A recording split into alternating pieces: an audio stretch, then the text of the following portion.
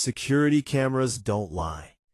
And on the night of November 14th, the cameras at Coldbrook General Hospital captured something nobody who was there will ever forget. 11:47 p.m. The ambulance bay doors didn't swing open. They came off the hinges. A man built like a wrecking ball filled the doorway. 6'7", 300 pounds of pure rage. The head of security took one look at him and stepped forward. He was on the ground 2 seconds later.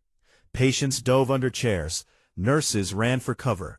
Doctors backed against the walls. And in the middle of all of it, one person didn't move, didn't hide, didn't run.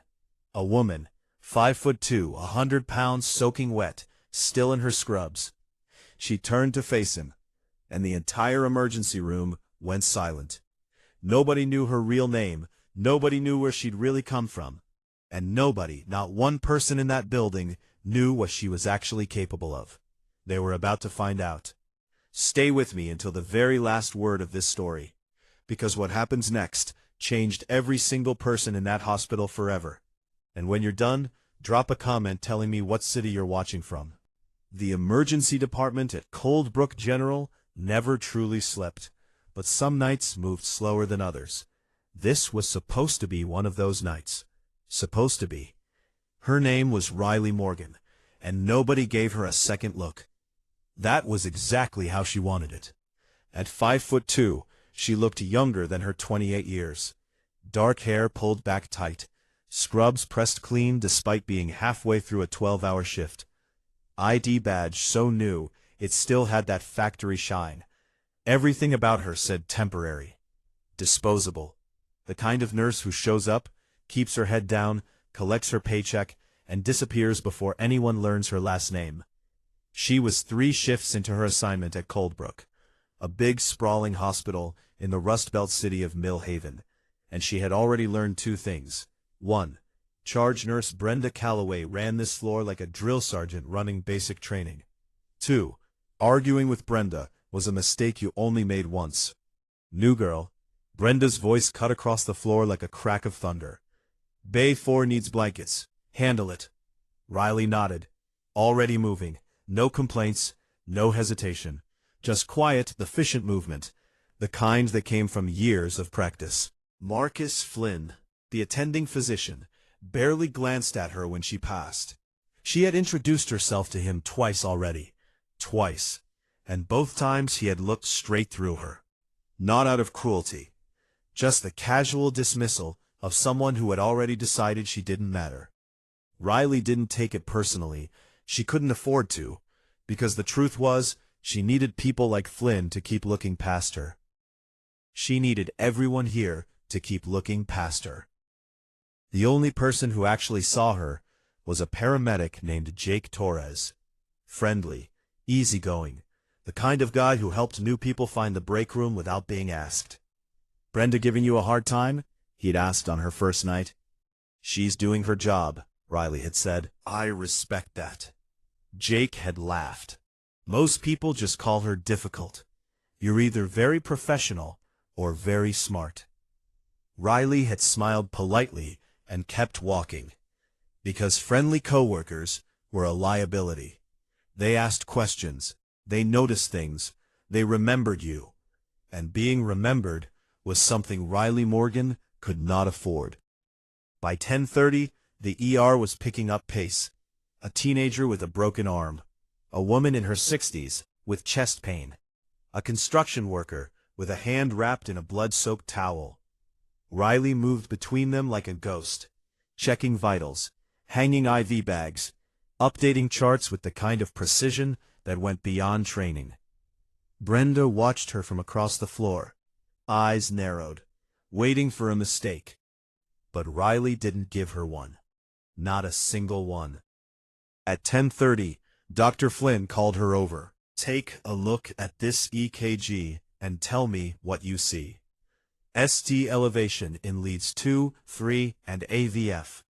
Inferior wall MI. He needs the cath lab right now."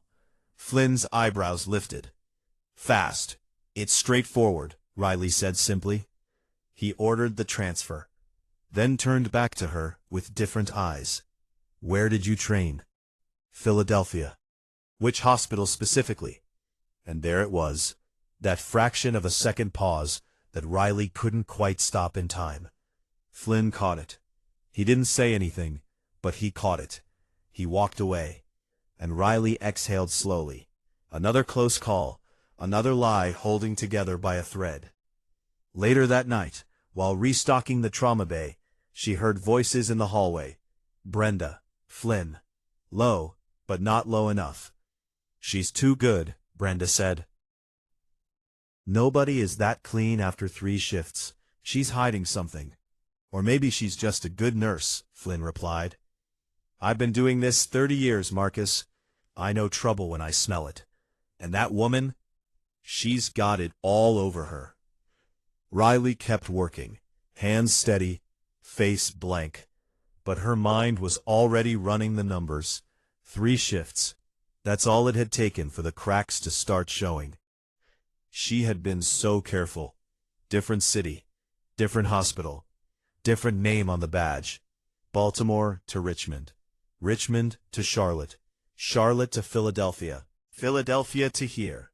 Always moving, always one step ahead. But for the first time in 2 years, she was tired. Not just physically, bone deep, soul level tired. Tired of running. Tired of pretending. Tired of being nobody. She let herself imagine it for just a moment. What it would feel like to stay. To let someone actually know her. The thought lasted about 10 seconds before reality came crashing back in. She couldn't stay. She couldn't let anyone get close. Not after what she had seen. Not after what she had done. The break room door swung open. "Jake Torres, hey, we've got an incoming MVA, 2 patients. Brenda wants all hands." Riley set down her coffee and stood up. "I'm coming." Back on the floor, the energy had shifted completely.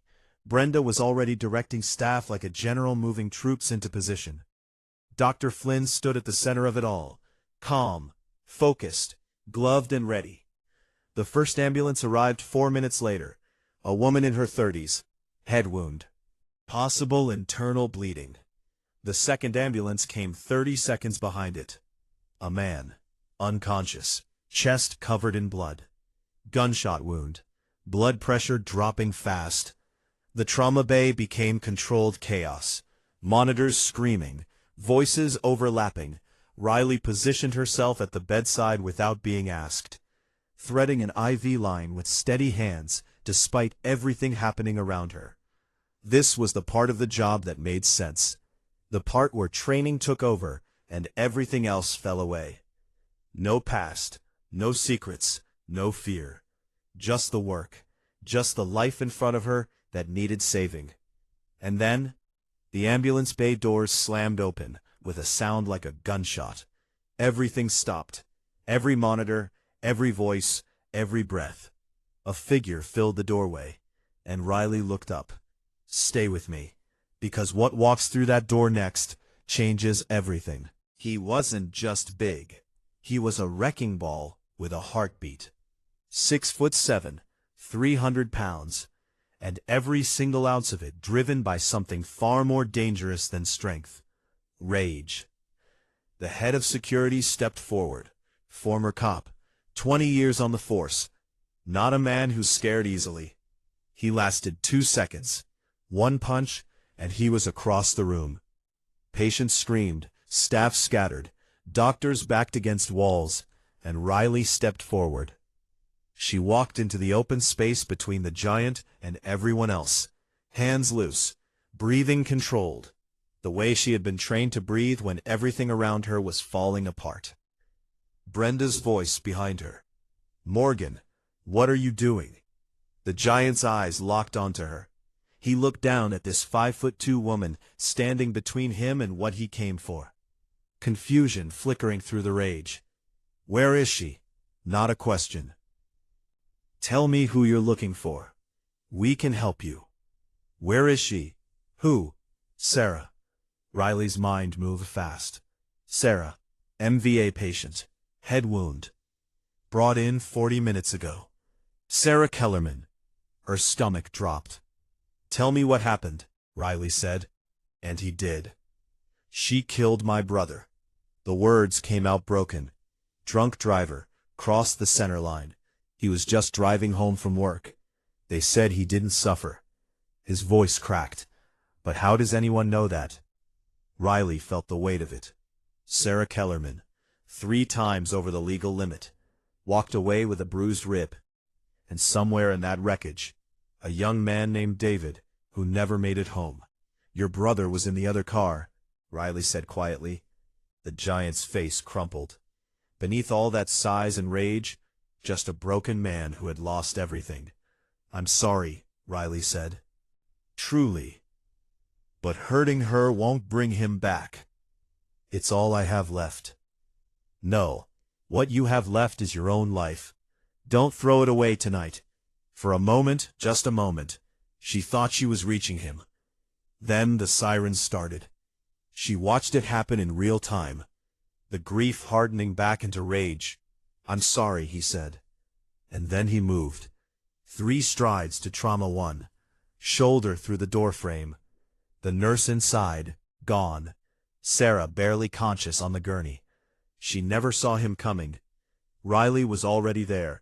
She hit his wrist with both hands, redirected his reach. He swung at her. She ducked, drove her heel into his knee. He stumbled. Jake tackled him from behind. 2 other staff piled on. He dragged them all forward like they weren't even there. His hands found Sarah's throat. Riley grabbed the IV pole and swung with everything she had. It hit the back of his skull like a bell. He staggered, turned toward Riley. Something in his eyes past anger now, past human. Bad move. He threw the pole across the room. Then his hand closed around her throat and lifted her off the ground. Her feet left the floor. Darkness crept in. Her lungs burned. She thought, not here. Not like this. Then the entrance shattered inward. Police. 6 of them. Weapons drawn. The giant froze. His grip loosened just enough for 1 half breath. What followed was the longest negotiation of Riley's life. Thomas Kellerman, held her as a shield, while Sergeant Martinez talked him down. Steady, patient, asking about David, getting Thomas to say his brother's name out loud. Riley felt his grip loosen every time he spoke about his brother. She scanned the room. Crash cart to her left, defibrillator paddles in their cradle. Charge light dark but ready. Thomas was crying now, talking about a wedding that was never going to happen. His arm dropped 2 inches. Riley moved, elbow back into his ribs. Precise. His grip broke just enough. She dropped her full weight, slid downward, hit the floor, rolled, came up beside the crash cart, grabbed the paddles, thumbed the charge button. The machine whirred. Charge light went green. Thomas lunged. 2 steps, 1 step. Riley pressed the paddles into his chest and fired. The sound was like the air tearing open. His body locked rigid, eyes rolled back. And then he fell. The impact shook the room. Then silence, complete silence. Riley stood there, paddles still in her hands, body shaking, blood running down her arm, throat throbbing, every breath a reminder of how close it had been. Brenda appeared beside her, voice completely gentle for the first time. You can put those down. It's over. From across the room, he's alive, pulses strong. Sarah Kellerman was still breathing. Because of her. Flynn appeared, studied her for a long moment. Good work. 2 words. From a man who had looked through her like furniture 3 days ago. But even as the room settled, even as the police secured the scene, Riley felt something else settling too. Something heavier. By morning, her face would be on every news channel in the city. And when the cameras came, they would bring questions. Questions she had spent 2 years running from. Stay with me, because what gets uncovered next is far more dangerous than anything that happened in that emergency room tonight. By the time Riley got home, the news vans were already outside. 3 headlines on her laptop. 3 versions of her face she barely recognized. She closed it, stared at the wall. 3 shifts. That was all it had taken to blow everything apart. Her phone buzzed. Brenda. Turn on Channel 7. A reporter stood outside Coldbrook General. Tonight we're piecing together who Riley Morgan really is. She has worked at multiple hospitals across the eastern seaboard, never staying more than a few months. Former colleagues describe her as competent, but distant, always looking over her shoulder.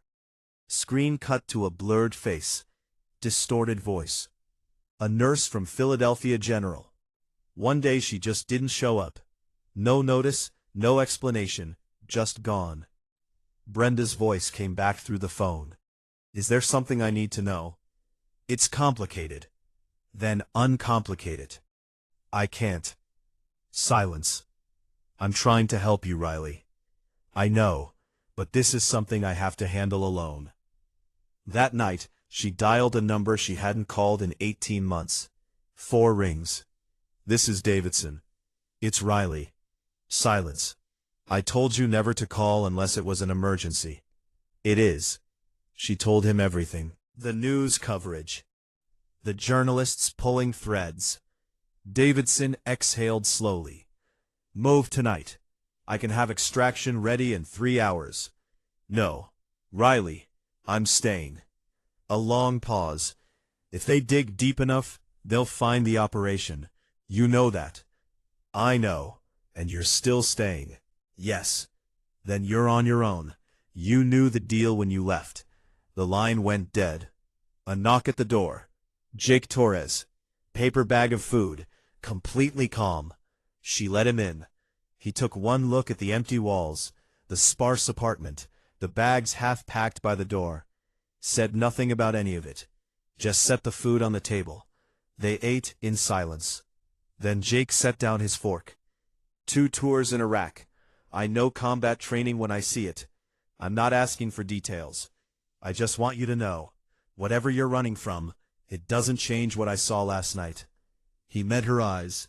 You stayed when everyone else ran. That's enough for me. Something cracked open in a place Riley had kept sealed for 2 years. The next morning, Detective Ramirez sat across from her in a gray interview room. Sharp eyes. Thin folder on the table. Your training. Where did you actually learn what you did last night? Riley gave the rehearsed answer.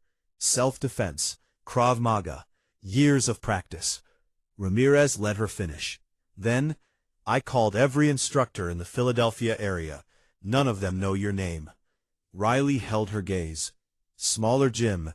It closed down. What was it called? I don't remember. Ramirez leaned forward. Your background is too clean. No digital footprint before 2020. No family records. No transcripts. Riley Morgan didn't exist 5 years ago. She folded her hands. So who are you really? I'm exactly who I say I am.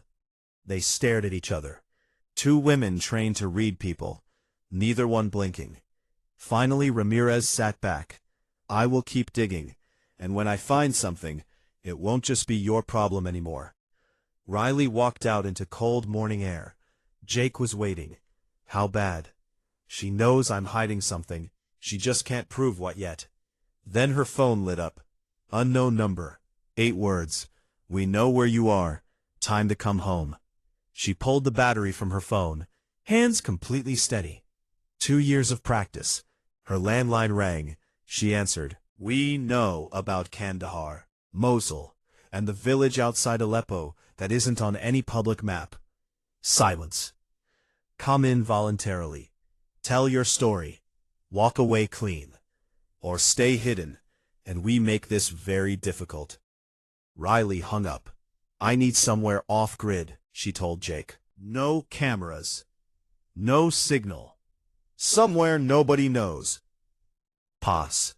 My grandfather's cabin, 40 minutes north. Nobody knows it exists. How soon? Pause. 10 minutes. In the truck, with city giving way to pine trees, Riley told him everything. I was a combat medic. Special operations. Places that don't officially exist. Jake kept his eyes on the road. 2 years ago, I witnessed something I was never supposed to see. She paused. Americans killing civilians. Not collateral damage. Deliberate execution. 19 people. 6 of them children. The truck was very quiet. I reported it, and the people I reported it to tried to bury me with it. So you ran? Jake said. So I survived. At the cabin, one final call came through. A woman's voice. Ms. Morgan. My name is Agent Victoria Cross. Federal Task Force. Military corruption.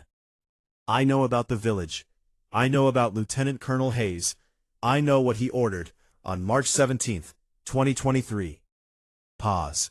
We've been building this case for 14 months. But we need one thing. Pause. We need you. Riley stood at the cabin window. Pine trees stretching into darkness. Jake watching her, waiting. She thought about the 19 people who never got a choice. She thought about 2 years of surviving instead of living. She picked up the phone. Federal protection. New identity. Everything in writing. Signed by someone with real authority. Or I walk. Cross didn't hesitate. Done. Stay with me. Because the moment Riley decided to stop running and start fighting, everything got a whole lot more dangerous. The meeting point was a coffee shop. Riverside Avenue. 8 a.m. Riley arrived 15 minutes early. Old habit. At exactly 8 o'clock, Agent Victoria Cross walked in. Tailored suit, sharp eyes, leather briefcase already open before she even sat down. She slid a folder across the table. Everything you asked for, signed by the Deputy Attorney General himself. Riley flipped through it slowly. How do I verify this is real? Cross handed her a phone. Already dialing. This is Deputy A.G. Morrison. I signed that agreement personally. You have my word. These people will face justice. Riley handed the phone back, stood up. Then let's go. They never made it to the door. A black SUV outside. 3 men climbing out. Cold eyes. Wrong energy. Cross saw them.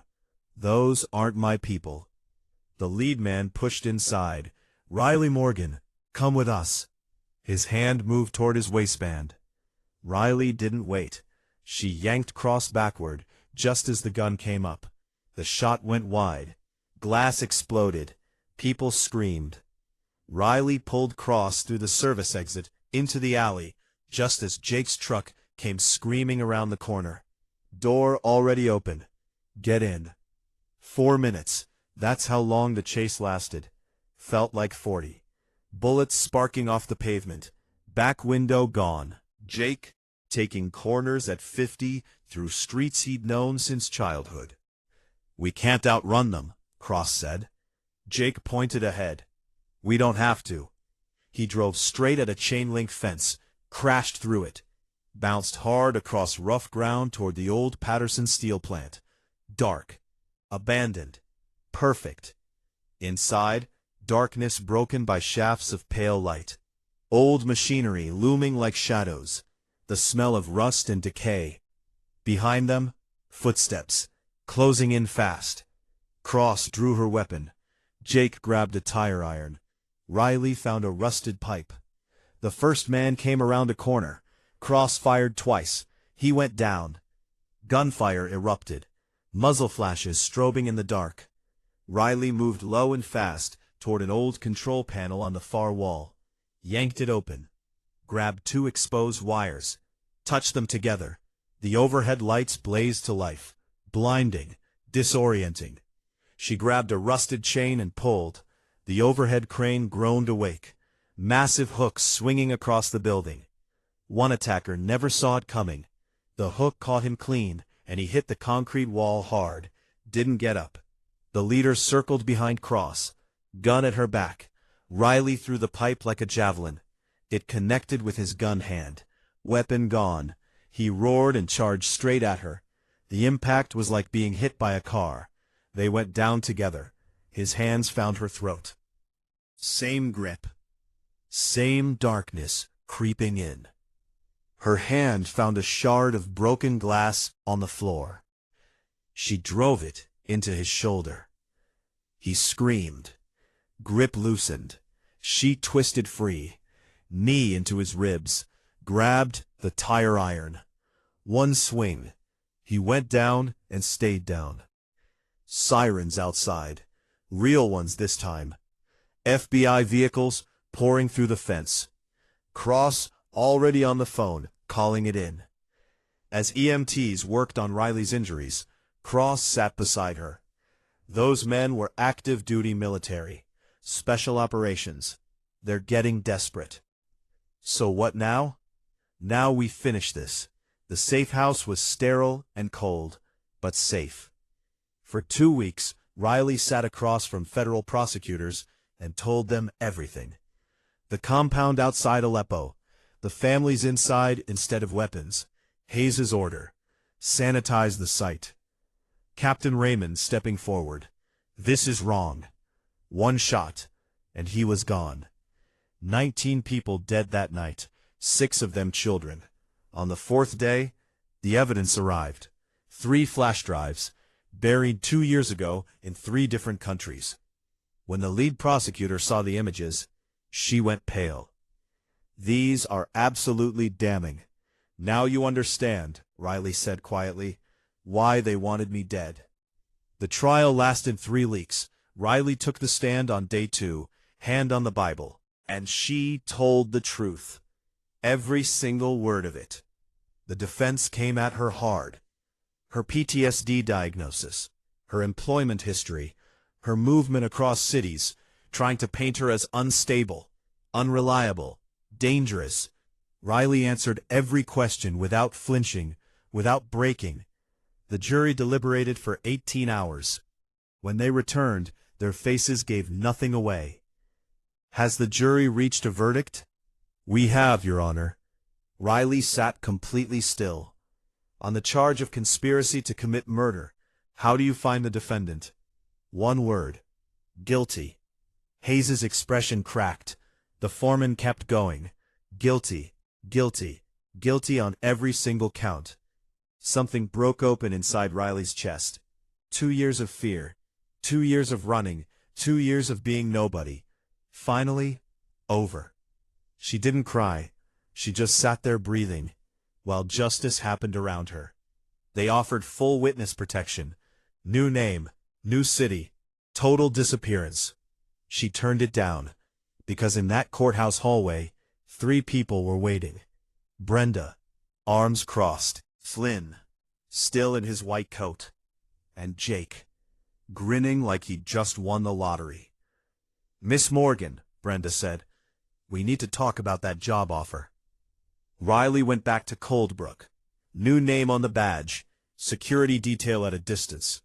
Same hallways, same flickering lights, same antiseptic smell that somehow felt like home now.